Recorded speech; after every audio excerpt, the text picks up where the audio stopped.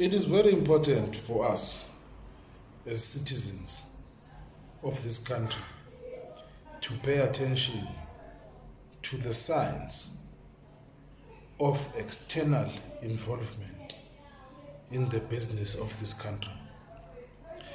The reason why I say that is because if we can look at back when President Zuma was still in power or was still in government, it is clear for us to see that there were external forces that were funding people from within to destabilize the government and to render it ungovernable.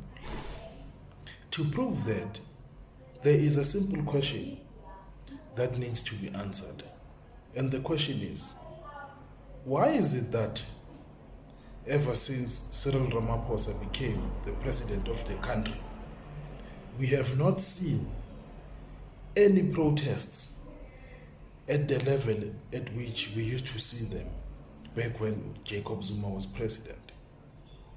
This demonstrates fully to us that most of the protests and the violent actions that were going on when President Zuma was still in government were funded externally, were funded elsewhere, including Fees Must Fall. All of those protests were funded, and the idea was that they wanted regime change. And they succeeded in that because ultimately their person ended up becoming president immediately after President Jacob Zuma resigned. These are the small things that we do not pay attention to.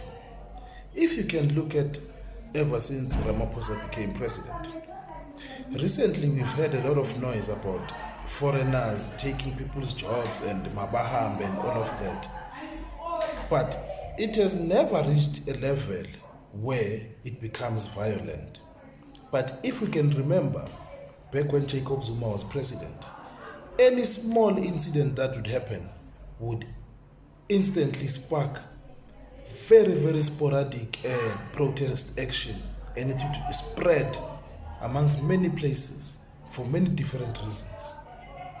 So regime change is something that is funded externally. And currently, because their person is in power, we might complain, but we do not have the resources to do what was done previously. Vuga.